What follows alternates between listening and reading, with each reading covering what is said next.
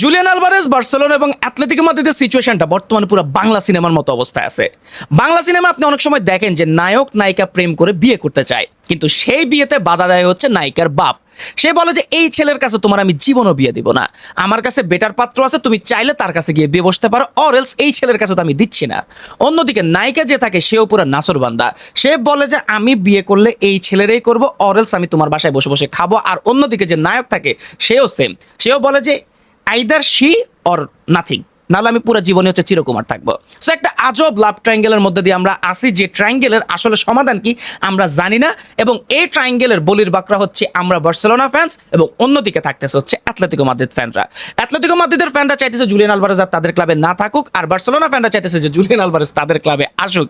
But এই যে সাগাটা চলতেছে, এটার পরে কিন্তু আমরা একটা স্টেটমেন্ট দেখছি বার্সেলোনার পক্ষ থেকে, সেটা হচ্ছে বার্সেলোনা যদি জুলিয়ান আলভারেজকে সাইন না করতে পারে তাহলে এই উইন্ডোতে আমরা আর কোনো স্ট্রাইকারকে পাচ্ছি না।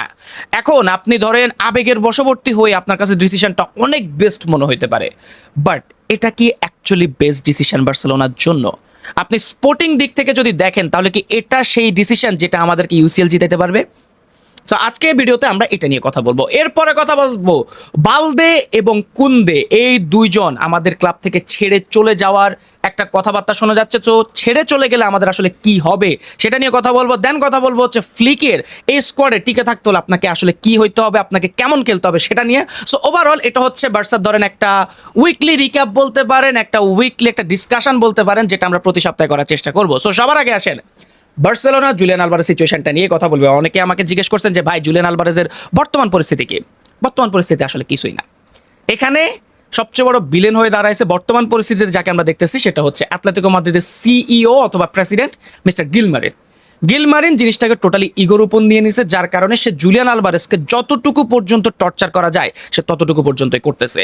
সে গত ম্যাচে আমরা যতটুকু রিপোর্ট অনুযায়ী শুনতেছি, এখন দেখেন স্প্যানিশ মিডিয়াকে আমি অতটা বিশ্বাস করি না, কারণ তারা অনেক সময় চটকদার নিউজ করে, বাট পরবর্তীতে দেখা যায় যে এগুলো আসলে ফলস এলিগেশন থাকে। সো যতটুকু রিপোর্ট আসছে আমরা সেটাই আপনাদেরকে বলি। সেটা হচ্ছে গত ম্যাচে বিয়ারিয়ালের এগেনস্টে যখন অ্যাটলেটিকো মাদ্রিদ খেলতেছিল, তখন কিন্তু সেই ম্যাচে জুলিয়ান আলভারেজের নামার কথা ছিল না। এটা গিলমারিনই সেই লোক যে চাইছে যে অ্যাটলেটিকো মাদ্রিদ মানে সিমিওনে যাতে জুলিয়ান আলভারেজকে একটু হইলো টাইম দেয়, যাতে জুলিয়ান আলভারেজ ফ্যানদের সেই তিরস্কারগুলো শুনতে পারে, এবং পরবর্তীতে সে যাতে আর্সেনালে মুভ নেওয়ার একটা মাথায় চিন্তা ধরে নেয়। সো এটা আমরা দেখলাম, এবং গতকালকে জেরার্ড রোমেরোর একটা নিউজ শুনলাম, যদিও জেরার্ড রোমেরোকে আমি বিশ্বাস করি না ভাই, এই লোকের মতো ফ্রড আমি স্প্যানিশ মিডিয়াতে আর দুই একটা লোককেও দেখি নাই। এটা আছে আর দুই একটা আউটলেট আছে, এই জেরার্ড রোমেরো সোর্স কখনো বিশ্বাস করি না। বাট আপনারা যেহেতু জানতে চাইছেন, আমি আপনাদেরকে একটু ন্যারেট করে দিই যে গতকালকে জুলিয়ান আলভারেজ এবং অ্যাটলেটিকোর বোর্ড একটা মিটিংয়ে গেছে, যেখানে জুলিয়ান আলভারেজ এতটা ইমোশনাল হয়ে গেছে, ফ্রাস্ট্রেটেড এতটা হয়ে গেছে যে সে কোনো কথাই বলতে পারতেছিল না, সে নাকি কান্না করে দিছে। বাট গিলমারিনের স্ট্যান্ড এখনো ক্লিয়ার, যদি তুমি যাইতে চাও তোমাকে আমি ছাড়বো, তবে সেটা হবে আর্সেনাল বা অন্য কোনো ক্লাব, কিন্তু বার্সেলোনাতে তোমাকে আমরা ছাড়তেছি না। সো অ্যাট প্রেজেন্ট এটাই হচ্ছে সিচুয়েশন, এবং বার্সেলোনার সাইড থেকে বলা হয়েছে যে যদি জুলিয়ান আলভারেজকে না পাওয়া যায় তাহলে এই সিচুয়েশনে বার্সেলোনা আর কাউকে সাইন করতেছে না। এখন দেখেন ভাই, অনেস্টলি বললে, রিয়েলিস্টিক্যালি বললে আমার কাছে ডিসিশনটা খুবই বাজে মনে হচ্ছে। আমরা ধরেন যদি গত 5-0 এলচে ম্যাচের কথা চিন্তা করে যদি এটা মাথায় ধরে নেই যে আমাদের আসলে আর কোনো নাম্বার নাই, দরকার নাই, তাহলে আমরা বিশাল একটা ডিলেমার মধ্যে আছি, আমরা প্রচুর ডেলুলু হয়ে আছি। কারণ কি ভাই, আপনি যখন বড় কম্পিটিশনগুলোতে যাবেন, আপনি এলচে হচ্ছে ধরুন লালিগাতে রেলিগেশনের ব্যাটেলে থাকবে। সো ওদের এগেন্সটে 5-0 গোলের জয় দিয়ে আপনি পুরো সিজনটাকে আপনি মাপতে পারবেন না। বাট আবার এর মানে এই না যে আপনি তাদেরকে আন্ডারমাইনই তো বলে, বা আন্ডার এস্টিমেট করবেন, আপনি তাদেরকে আন্ডার এস্টিমেট করবেন, জিনিসটা এমনও না। বাট আপনি পুরো সিজনে যখন বিগ দলগুলোর এগেন্সটে খেলবেন, তখন কিন্তু আপনার ওই স্ট্রাইকারকে লাগবে। কেন? রাফিনা আমাদের স্ট্রাইকিং পজিশনে লা লিগাতে কাভার আপ দিয়ে দিবে, হামজা আব্দুল করিম দিয়ে দিবে, বাট মেন ঝামেলাটা হচ্ছে হামজা আব্দুল করিমের বয়স কম, আর রাফিনা সে কিন্তু ন্যাচারালি স্ট্রাইকার না। এখন আপনি আমাকে বলতে পারেন যে ভাই, এর আগেও তো আমরা বহুবার দেখছি যখন আমাদের কাছে স্ট্রাইকার ছিল না, আমরা ফলস 9 পজিশনে খেলাইতে পারেন, বাট এটার আউটপুট কতটা হবে সেটা আমাদেরকে দেখার বিষয়। তখন যখন ফলস 9টা শুরু হয়েছিল তখন মেসি খেলতো, এখন আমাদের কে খেলবে? আমি আমাদের প্লেয়ারদেরকে ডিসরেসপেক্ট করতেছি না, বাট একটা ক্যালিভারের একটা বিষয় আছে, সবাই সবকিছু পারে না।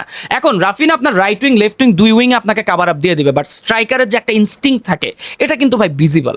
আপনি স্ট্রাইকারকে সবসময় বল টাচেস করতে দেখবেন না, কিন্তু আপনি দেখবেন যখনই ফাইনাল থার্ডে বল চলে আসছে তখনই তার হাত পা মাথা মুন্ডু কিছু একটা, রোনালদোর তো ওই বলও লাগছিল, বলে লেগেও গোল হয়ে গেছিল।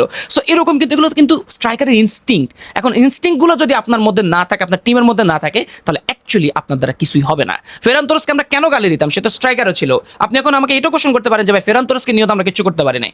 ফেরান তোরেসের মধ্যে ইনস্টিংক্টগুলো ছিল না, যার কারণে এখন আমাদেরকে ওই আমি এই জন্য বলতেছি যে আমাদেরকে আনতে হইলে ভালো একটা প্লেয়ারকে আনতে হবে যার মধ্যে ওই ইনস্টিংক্টটা আছে। বাট রাফিনার মধ্যে আমি অ্যাট প্রেজেন্ট এটা দেখতেছি না। তার মধ্যে কোয়ালিটিস অনেক আছে, ভরে ভরে কোয়ালিটিস আছে, বাট ওই স্ট্রাইকারের যে কোয়ালিটি সেটা কি অ্যাকচুয়ালি আছে কিনা সেটা নিয়ে আমার একটু ডাউট আছে। এবং যেমনটা বললাম যে আপনার সিজনের পরের হাফে শুরু হইতে পারে হচ্ছে ইউসিএল এর নকআউট স্টেজ। আমি ধরে নিলাম যে বার্সেলোনা ইউসিএল এর নকআউট স্টেজে উঠে যাবে, তখন কিন্তু আপনার ওই একটা সিঙ্গেল মোমেন্টই দরকার পড়বে ওই টিমটাকে হারানোর জন্য, এবং আমরা ওই মোমেন্টটার কোনো প্রকার রিস্কে নিতে পারবো না এত সুন্দর একটা টিম গঠনের পরেও। এখন এরপরে একটা কনস্পিরেসি শুনছি আমরা, যেটাকে আপনি বিশ্বাস করবেন না, আমি আপনাকে জাস্ট নিউজ হিসেবে দিচ্ছি, আপনি এটা বিশ্বাস করার কোনো দরকার নাই, যে বার্সেলোনা যদি এই সামার ট্রান্সফার উইন্ডোতে জুলিয়ান আলভারেজকে নিয়ে আসতে না পারে, তাহলে তারা উইন্টার ট্রান্সফার উইন্ডোতেও চেষ্টা করবে। কারণ বিয়ারিয়ালের এগেনস্টে জুলিয়ান আলভারেজ যে মাস্টার ক্লাস পারফরমেন্স দিছে, তার পরবর্তীতে তাকে যদি পুরো সিজন রাখা হয় সেই এরকম পারফরমেন্স দিয়ে আসবে। এবং এটাতে বার্সেলোনার আরেক দিক দিয়ে লাভ হইতে পারে, বার্সেলোনা কি সবগুলো ক্লাবের আরেকটা দিক দিয়ে লাভ হইতে পারে বা লস হইতে পারে, সেটা হচ্ছে এই যে পারফরমেন্স একটা ধস নামায় দিবে জুলিয়ান আলভারেজ, যেটা ইচ্ছাকৃত ধস, সেটাতে আপনি আসলে তাকে মামলা মোকদ্দমাও নিতে পারবেন না। সে তো মাঠে খেলতেছে, তার ক্যালিবারের উপর তো আপনি কন্ট্রাক্ট করেন না, কন্ট্রাক্ট করছেন আপনি তাই সে কতক্ষণ খেলবে সেটা নিয়ে, সে কয়দিন খেলবে সেটা নিয়ে আপনি কন্ট্রাক্ট করছেন। সো সে মাঠের মধ্যে যদি এরকম ডিজাস্টার পারফরমেন্স করে, তাহলে তার মার্কেট ভ্যালুতে একটা ঝাঁপ পড়বে, পরবর্তীতে বার্সা হয়তো তাকে 100 মিলিয়ন দিয়ে নিয়ে আসতে পারবে, বাট তখন অন্যান্য ক্লাব আসতে পারে। বাট এটা অনেক কমপ্লিকেশন, বা আমি এটাকে এতটা বিশ্বাস করতেছি না, but at present situation is this. So এটাই হচ্ছে জুলিয়ান আলভারেজের সিচুয়েশন। আমি আপনাদেরকে এখনো বলবো যে আশা রাখেন না, আশা রাখার কোনো দরকার নাই। গিলমারিন লোকটা অনেক দুষ্টু, সে আসলে এই জিনিসটা হইতে দিবে না। আমার যতটুকু মনে হয় সে এখন ইগোতে নিয়ে গেছে। এখন একজন পুরুষ মানুষ যখন ইগোতে জিনিসপাতি নিয়ে যায়, তখন আসলে সেখানে কিছু করার থাকে না, এটা আপনি সবাই জানেন। সো এবার আসেন পরবর্তী নিউজ, বালদে, কুন্দে এবং লুকেবা, এই তিনটা লোককে নিয়ে কথা বলে। সো রিসেন্টলি নিউজ আসছে যে বালদেকে ছেড়ে দেওয়ার কথা চলতেছে, যার কারণে সে গত ম্যাচে নামেও নেই, স্কোয়াডে ছিল কিনা আমার ঠিক মনে নাই, বাট কুন্দে আমাদের স্কোয়াডে ছিল, সে মাঠেও নামছে। কিন্তু কুন্দের একটা নিউজ শোনা গেছে যে গত ম্যাচের পর কুন্দেকে হ্যান্সি ফ্লিক জানাই দিছে যে তোমাকে আমি আর ফার্স্ট চয়েস রাইট ব্যাক হিসাবে আমি দেখতেছি না, ইভেন তোমাকে আমি ফার্স্ট চয়েস সেন্টার ব্যাক হিসাবে দেখতেছি না। সো তুমি যদি চাও তুমি ছেড়ে চলে যেতে পারো। বাট কুন্দে সেই জায়গাটাতে ক্লিয়ার করছে যে না, আমি কোথাও যাচ্ছি না, আমি আপাতত বার্সেলোনাতে থাকতেছি এবং আমি বার্সেলোনা থেকে নিজেকে প্রুভ করার জন্য চেষ্টা করব। যদি তুমি আমার সাথে আমার খেলা দেখে ইমপ্রেস হও, তাহলে তুমি আমাকে খেলাইতে পারো, আমার কোনো সমস্যা নেই, বাট আমি চেষ্টা করব যতটুকু নিজেকে প্রুভ করা যায়। সো কুন্দে যাচ্ছে না কোথাও। সো কুন্দের যে নিউজটা আছে সেটাকে আপনি উড়াই দিতে পারেন। বালদা সিচুয়েশনটা অলমোস্ট হয়ে গেছিল, বাট এখানে একটা ট্রিক্স হয়েছে। গত সিজন আমরা কি করছি, মার্কাস রাশফোর্ডকে ম্যানচেস্টার ইউনাইটেড থেকে নিয়ে আসছে এবং সেখানে একটা পারচেজ অপশন ছিল 30 মিলিয়ন বা 27 মিলিয়নের। সো আমরা কিন্তু সিজন শেষে ওই পারচেজ অপশনটা ট্রিগার করি নাই। সো এই জন্য ম্যানচেস্টার ইউনাইটেডও একটু খেপছিল, যদিও মাঝখান দিয়ে তারাই ঝামেলা করতে চাইছিল যে তারা রাশফোর্ডকে 50 মিলিয়নের নিচে বেচবে না, পরবর্তীতে বার্সেলোনা বলছে আমরা তাকে নিবই না।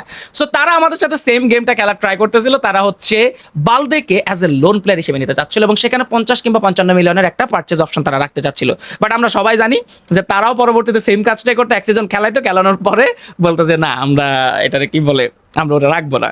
সো বালদের ক্ষেত্রেও সেম সিচুয়েশনটাই হইতেছে যে বালদেকে ম্যানচেস্টার ইউনাইটেড চাইছে, but as a loan player হিসাবে, এবং বার্সেলোনা চাইতেছে না তাকে লোনে পাঠাতে, তাকে চাচ্ছে পার্মানেন্টলি বেচতে, কারণ তাকে পার্মানেন্টলি বেচলে লুকেবার জন্য আমরা সেখানে টার্গেট করতে পারবো। বাট বালদে যেহেতু যাচ্ছে না, সো আমার মনে হয় না যে এখন আর আমরা কোনো সেন্টার ব্যাক কে আনবো, কারণ ওই টাকাটাও লাগবে। লুকেবাকে যদি আনতে হয় তাহলে তার ক্লাব অবশ্যই আমাদেরকে 60-70-80 মিলিয়নের নিচে তাকে ছাড়বে না এরকম একটা প্লেয়ারকে, এবং এখন যে ইনফ্লেটেড মার্কেট সেখানে তো আমরা এটা এটা তো ভাবতেও পারবো না। So overall that's the main situation. এবং একটা কথা বলছিলাম যে হ্যান্সি ফ্লিকের এই টিমে টিকে থাকতে হলে আপনাকে কি করতে হবে, যেটা আমরা দেখলাম জাভি এসপার্টকে গতকালকে Barcelona as a permanent player, first team player হিসেবে তারা সাইন করছে, নাম্বার 12 জার্সি দিছে। Best of luck to Xavi Espart, কারণ তার উপর ফ্লিক এত ভরসা দেখাচ্ছে যে আমি নিজেই অবাক হচ্ছে যে কেন, কিন্তু পরবর্তীতে দেখলাম যে এই প্লেয়ারটাকে উনি এত হাইলি রেট করেন। ঠিক আছে, তার ক্যালিবার আছে, আমি এটা বিশ্বাস করি, বাট আমরা হয়তো এমন কিছু দেখতেছি না যেটা হ্যান্সি ফ্লিক দেখে ফেলছে, যার কারণে তাকে আপনি ডিএমএ খেলান, তাকে আপনি রাইট ব্যাকে খেলান, তাকে আপনি লেফট ব্যাকে খেলান। এবং এই এই বালদে কুন্দে সিচুয়েশনের পিছনে কিন্তু জাভি এসপার্টের অনেক বড় হাত আছে, কারণ জাভি এসপার্ট সব জায়গায় খেলতে পারতেছে। সো এনি টাইম আমার মনে হয় যে ফ্লিক তার উপর বাজি ধরতে প্রস্তুত। এবং যেটা বললাম যে হ্যান্সি ফ্লিকের এই টিমে যদি আপনাকে টিকে থাকতে আপনাকে প্রচুর ভার্সেটাইল হতে হবে, প্রচুর স্পিডি হতে হবে। এবং আমার মতে বালদে এবং কুন্দের মধ্যে হ্যান্সি ফ্লিক ওই জিনিসটা দেখতেছেন না, যার কারণে তিনি এমন কথা বলছেন। বাট দুইটা প্লেয়ারই চাচ্ছে যে তারা নিজেদেরকে প্রুভ করে পরবর্তীতে centre back, right back, left back যে পজিশনে নিজেরা খেলে সেই পজিশনে নিজেদেরকে তৈরি করার জন্য আর কি। So overall that's the main situation. So আপনার মতে জুলিয়ান আলভারেজ কে আসতে পারে নাকি? সো এই সাগাটার মধ্যে জিতবে আসলে কে, সেটা কমেন্ট করে জানান। এবং আপনি জাবি স্পটের পারফরমেন্সে, এই যে রিসেন্ট পারফরমেন্স, সেটাতে কত খুশি 10-এর মধ্যে রেট করেন। আর পরবর্তী ভিডিও পর্যন্ত সবাই ভালো থাকবেন, সুস্থ থাকবেন। সবাইকে আসসালামু আলাইকুম।